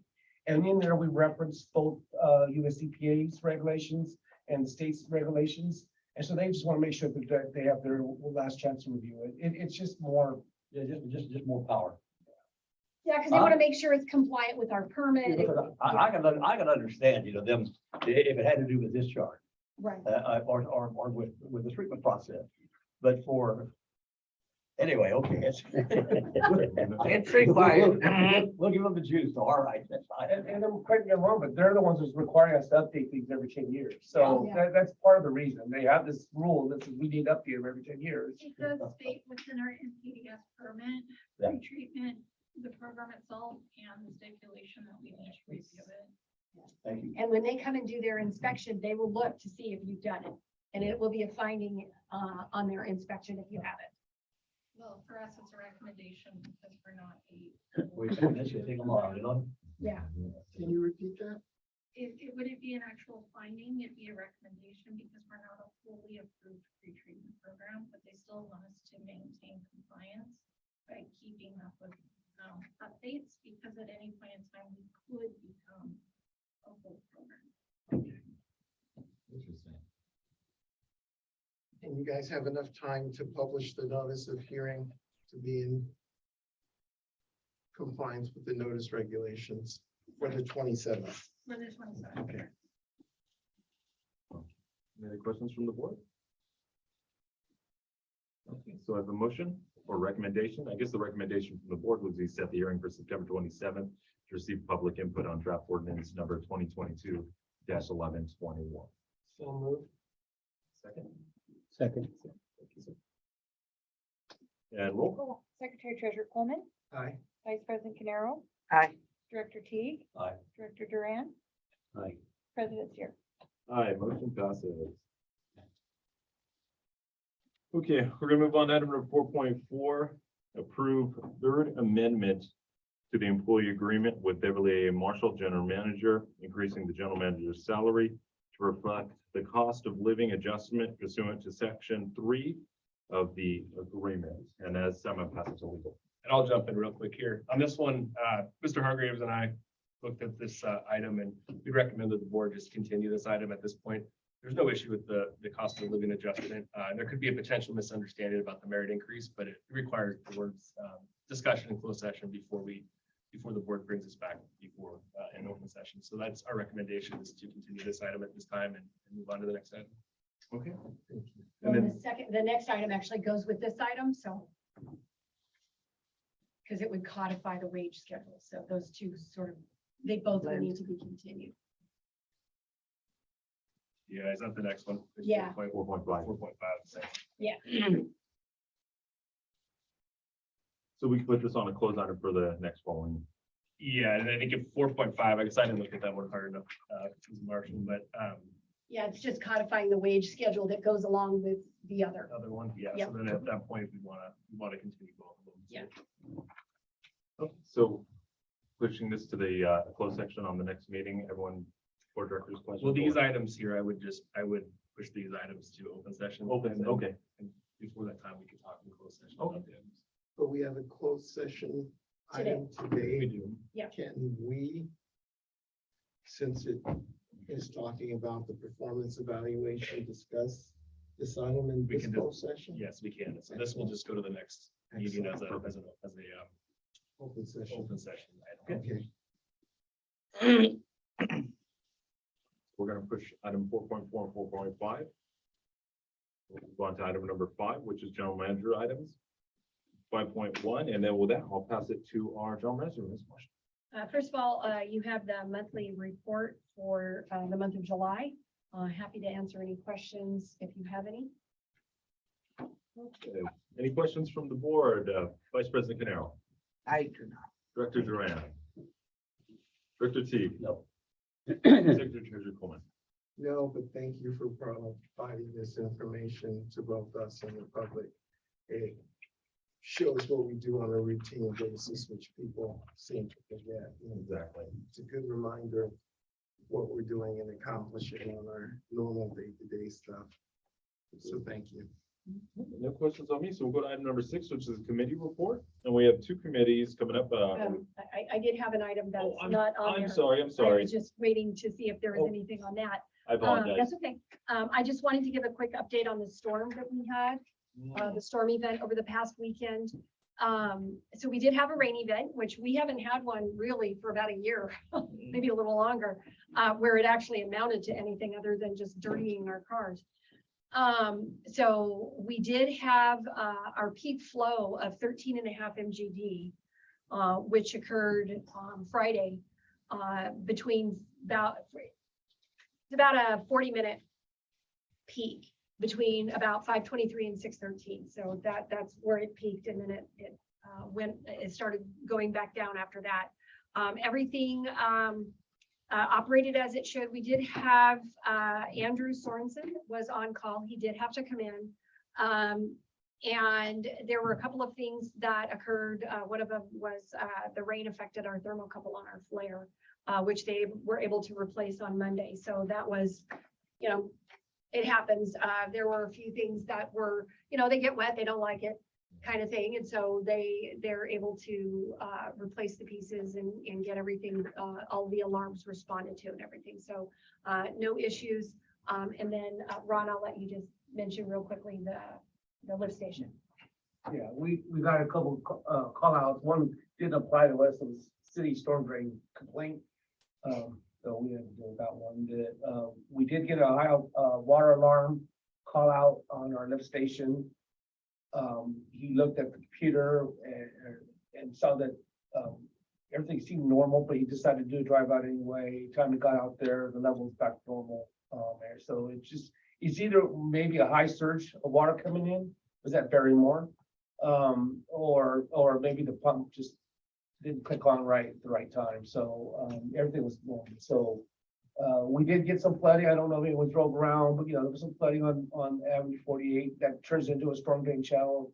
Most of you guys know this because you live here, but there was some flooding on 111, but I don't believe there was any damages to anyone.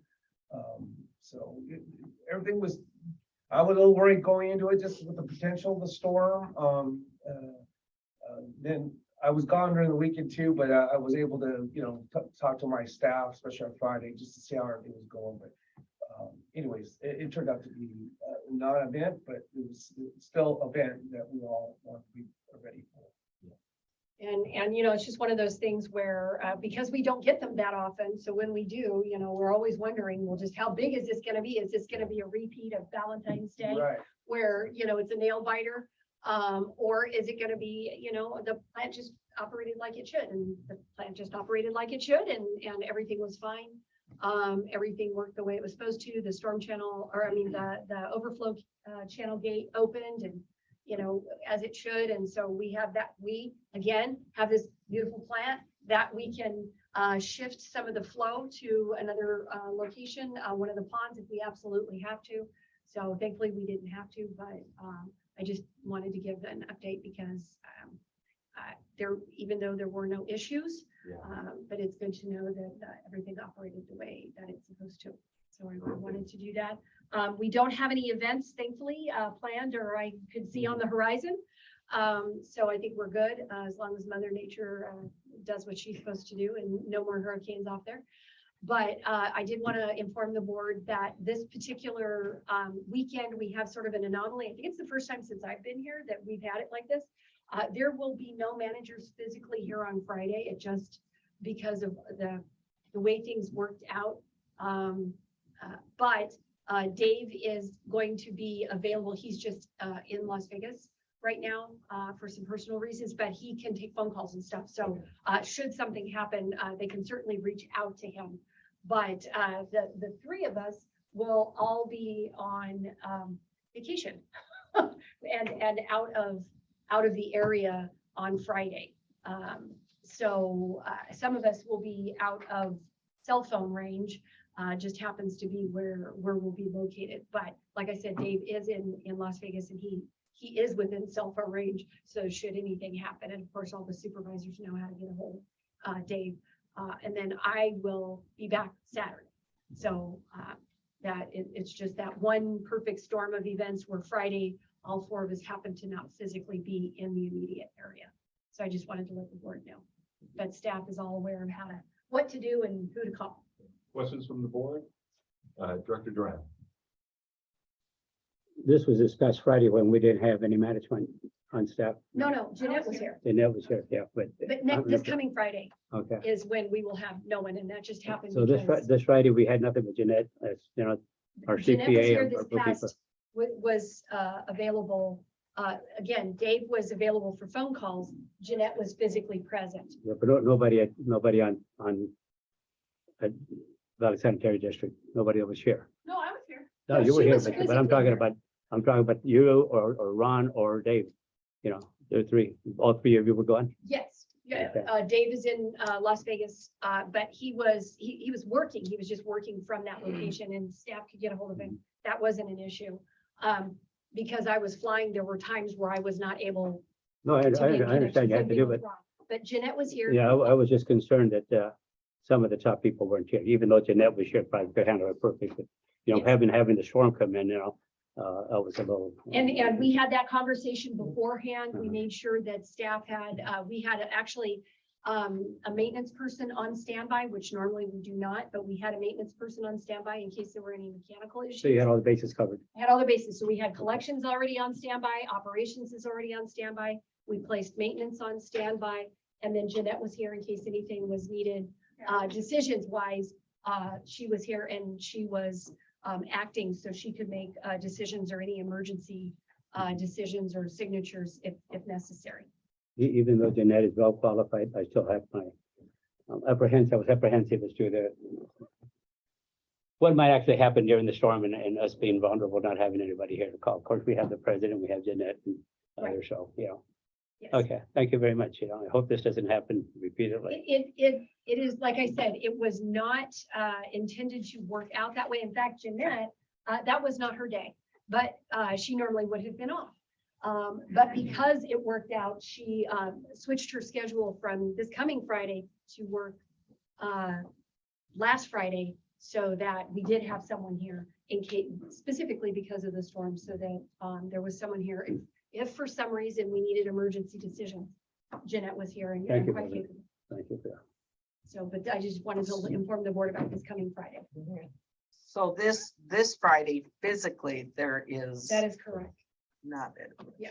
But as I said, That's- Dave it has to do with some unavoidable challenges that of a personnel nature. And so we can't really coordinate it differently, but Dave is working. He is just working physically in Las Vegas, but he's fully, I mean, people can call him. He has a district phone. If they need anything, he can certainly facilitate that from his location. He just physically cannot be on site right at this moment. And like I said, it's just for the one day, thankfully no storms. And I am back in the area on Saturday. So.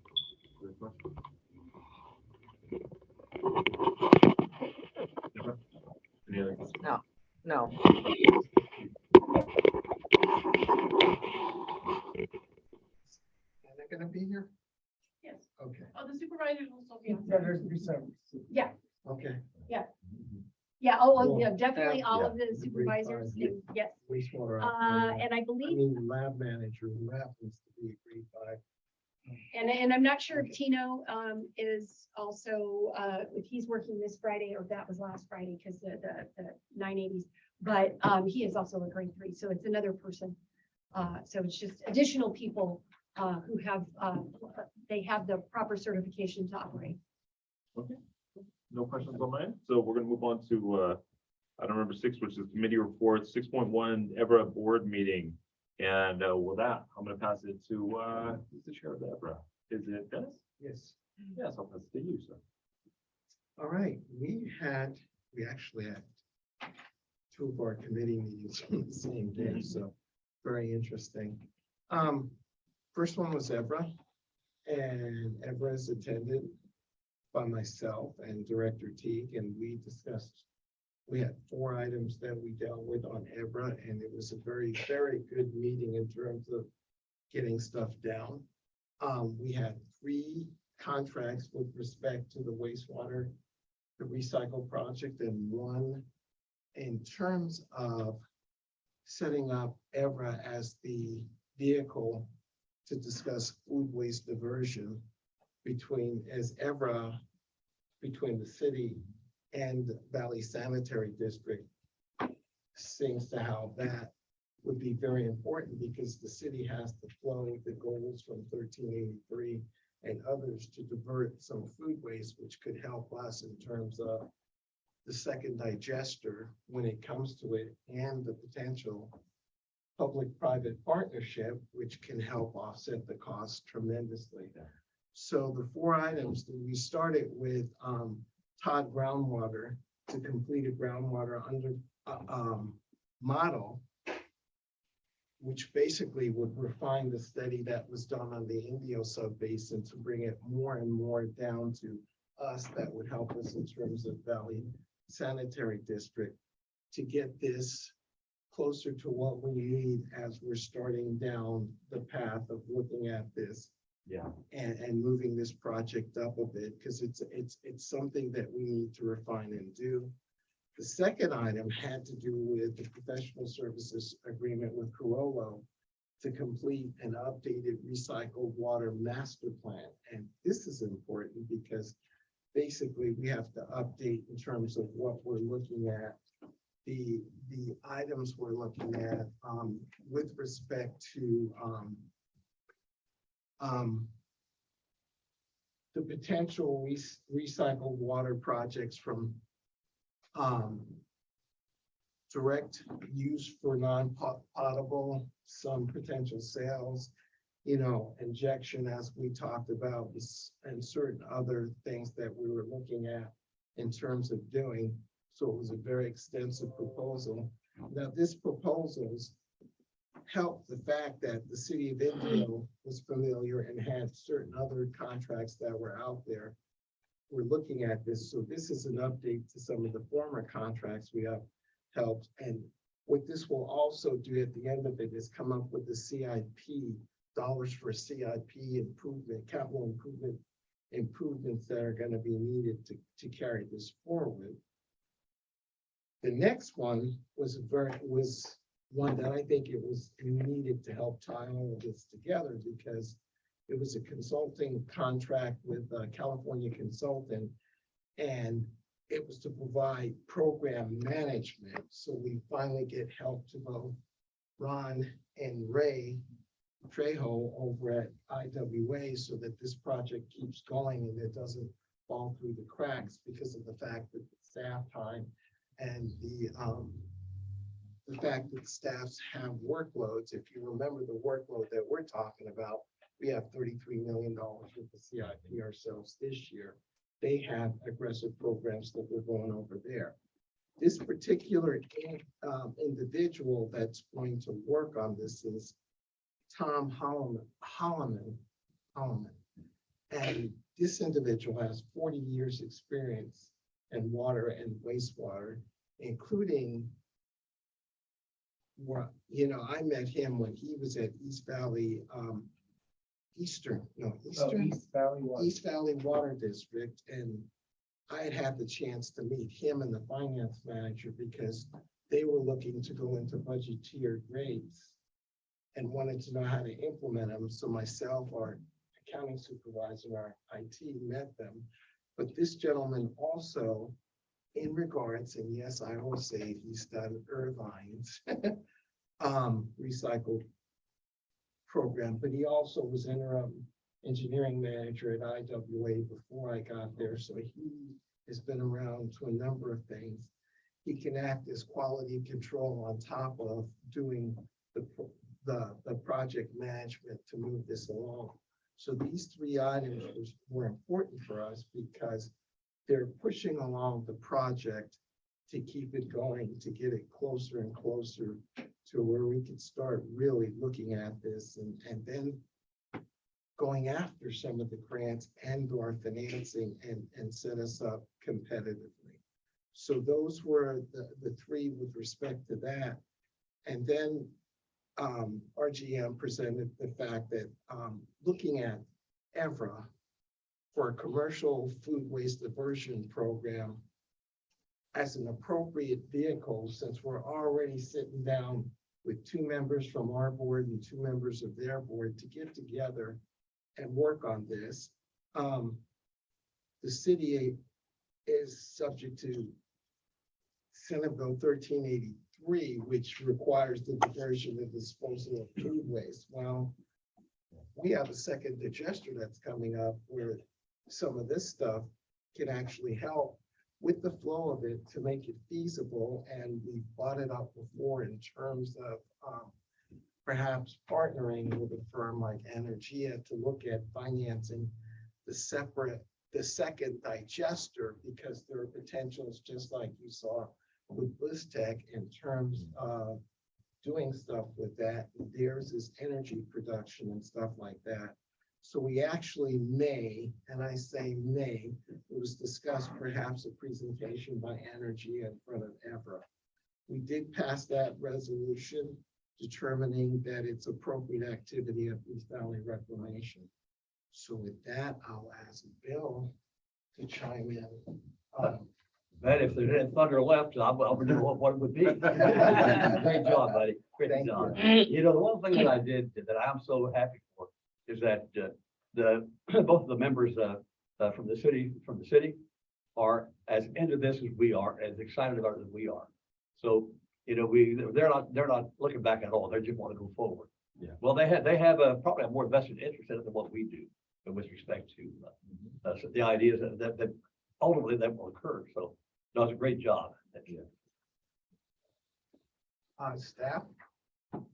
Yeah, I think that sums it up, and I think that the fact that both of the council members from the city were very interested in having a discussion about potential partnership and expanding EVRA to be sort of a reuse platform of how the city and VSD could partner whenever there is this opportunity.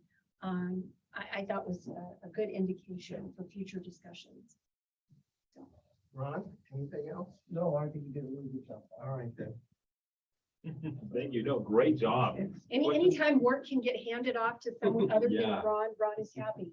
Well, it's been the worry on both sides in terms of how do we staff this to keep this going in terms of it. So No, and I'm just very happy that we got you and Bill kind of going to bat us for EVRA. I won't talk what's going to happen the next couple months. well, somebody else, the alternative member to this, who actually attended a meeting, Mr. Sear. That's why we're going to go to questions, comments from the board. No. We will always continue to function. Amen. Yes. Always continue. Yeah. Questions from Director Duran? I have no questions. It's just that I want to compliment everybody on the board for doing their best, and they have an outstanding board with the right mindset, you know, going Yes. forward. I agree. Vice President Canaro. Just happy to hear that we're all going in the same direction, have the same Yeah. ideas, and it's carrying forth. Thank you. No, good job, guys. I love hearing about your EVRA. And then, okay, so we're gonna move on to item number 6.2, and it's right back to our chair, which I believe is Dennis Coleman again for the Budget and Finance Committee that will happen on September 6th. Well, that, Mr. Coleman. Yeah, we had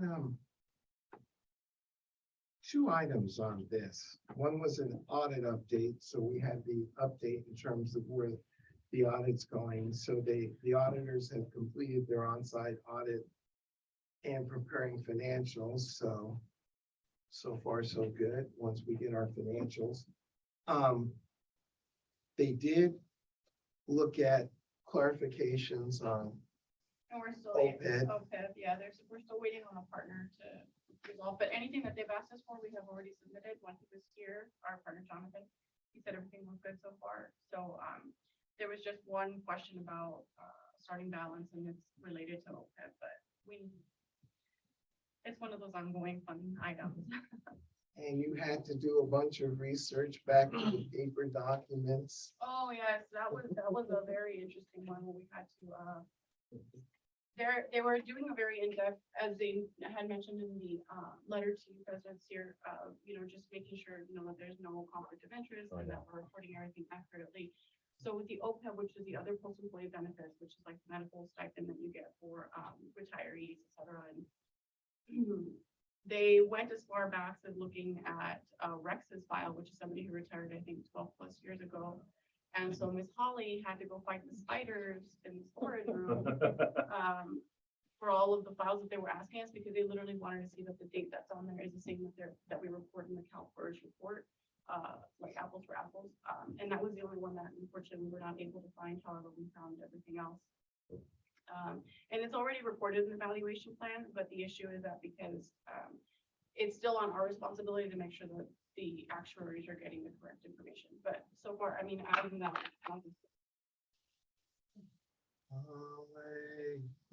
Those spider bites. Yes. So the second item, which was actually the first we took on, is we listened to Anna because there was a discussion about funding of an additional laboratory staff person. And so Anna made a presentation to us in terms of it, and there was some discussion as well and input from both the general manager and the chief administrative officer for the need to have redundancy. And a lot of it has to do with also continuity in terms of what's going on with the permit, the training and everything else. And the major thing that's coming on is with respect to the ELAP T&I certification, there are about 75 items coming up for that. And part of that, in addition to that, we have the LIMS software, but we have to go through acquisition, implementation, and training, the ability to cross-train people and then keep them up in terms of having them, is it certified is the right way? Because in a discussion on bringing it up, our own lab person who's been off, for leave comes back, they have to be certified because of the time they haven't spent on doing this. The discussion on the need for the lab person, discussing the fact that 20% of what they're doing is compliance, but 80% is process control with respect to the operations, where they're testing for something or they see something, and it may be a way that our operations have changed slightly, and the reactions of the samples afterwards and going back and forth with them in terms of having this done. So the idea of having another person who may be here on weekends to get that feedback back to operations.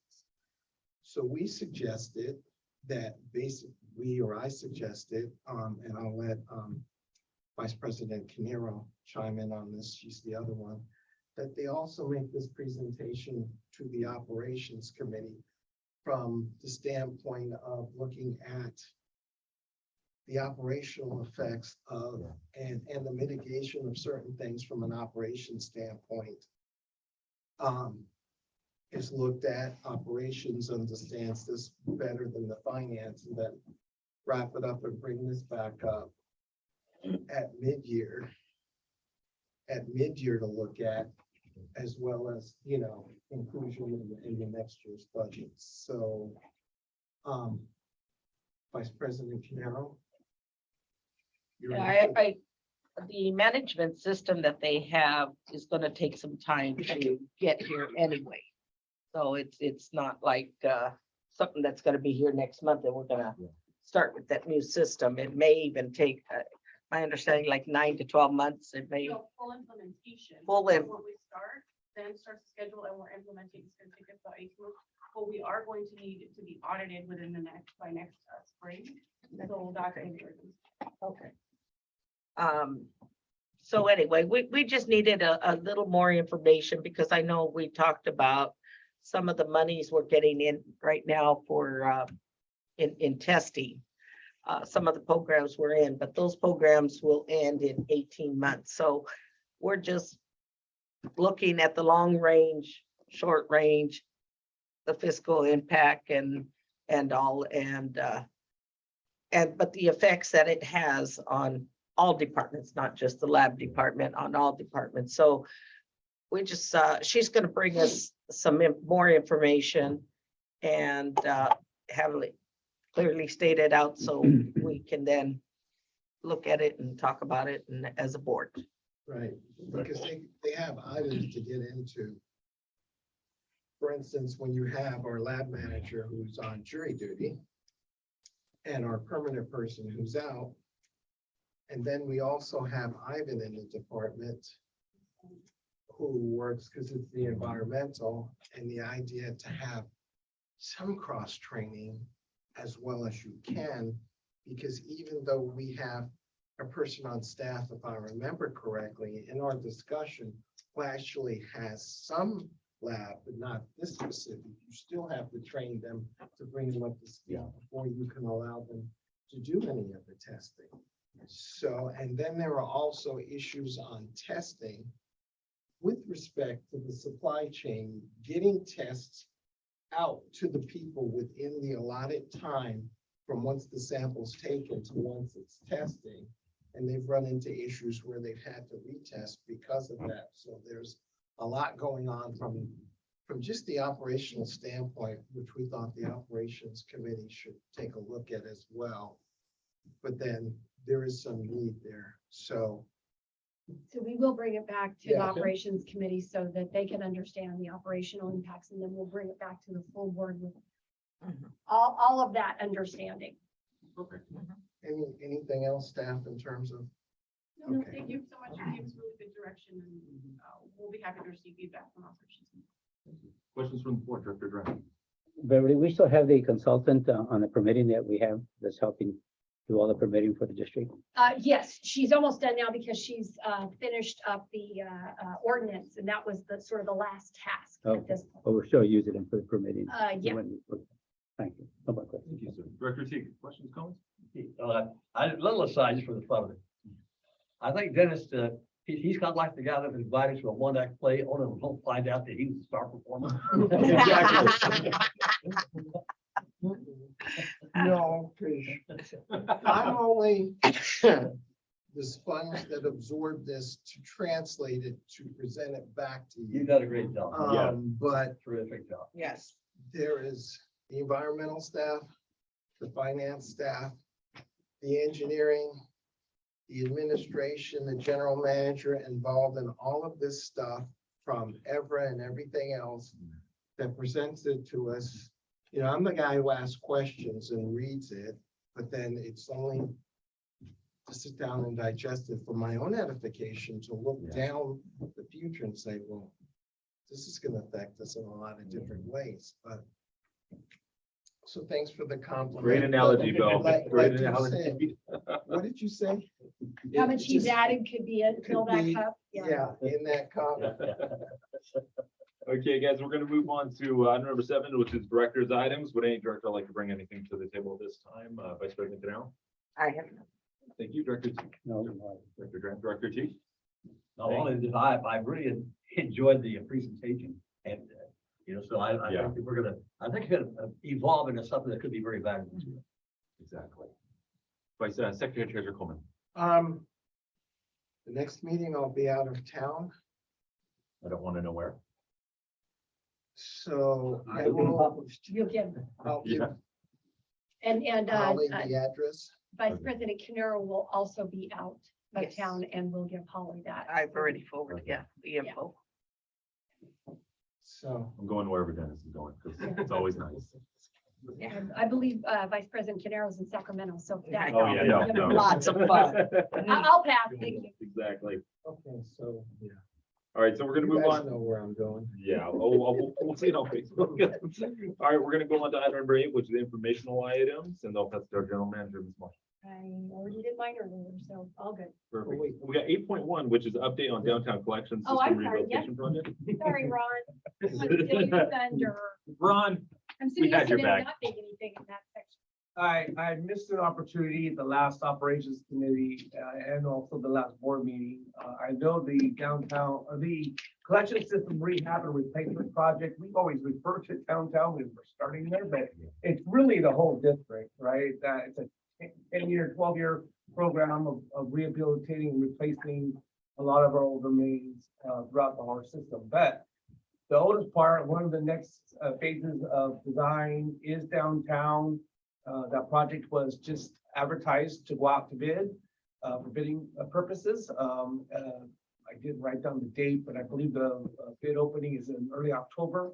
Then we'll review it all and then bring it back to the board for your approval. Of course, once we get all the bids in there. It's this improvement plan, this phase 3. It has a little bit of both. It has the CIPP, the rehab part where we're putting a plastic pipe inside another pipe, existing pipe. We have a couple new main installations, very small, but we're trying to get some of the old alleyway sections that we cannot get to anymore, and they're in bad shape, get that replaced. And then we got some remove and replace it. We're gonna just replace the sewer main as we go. The alignment works, and it's just a lot easier to just reconnect all the lines. So it has a little bit of everything in it. So excited. I know you guys have been excited about it. I just wanted to give you guys some heads up. That So we're- maybe that first meeting in November. No, I think it's gonna be the second meeting in October where we'll ask for your approval to award the contract. Perfect. Questions, comments from the board, Vice President Canaro? I have that. Thank you. Director Duran? Thank you, sir. Director Teague? Progress. Yes, amen. Secretary Treasurer Coleman? I noticed you had a scheduled pre-bid conference. How'd that go? Does there seem to be a lot of interest from contractors to bid on this project? Very good question. I was actually a little nervous. Only 2 people showed up and I was like, well, what is going on here? Immediately had Adrian and our consultant go out and make a bunch of phone calls and wonder why a lot of people didn't show up. Just one of those things. Everyone is super busy. It wasn't mandatory, but they were required to get a contractor contact form into us by last Friday at 5 o'clock. And like I said, Adrian worked like a champ. He must have called at least a dozen contractors and remind them of this project and get that form in if you're going to want to bid on this project. So I think he said we got close to a half dozen now. Nice. Okay. Perfect. There it goes. I'm happy to hear that too. Okay, awesome. All right, we're gonna be moving on. Right now, we're gonna go to item number 9, which is public comment. Holly, is there anyone on the Zoom or on the phone that would like to address the board at this time? No. Okay, and I'm hearing and seeing none in the boardroom or the lobby. And right now, we're gonna go convene in closed session after, let's take a 5-minute break. Thank you, guys. Thank you.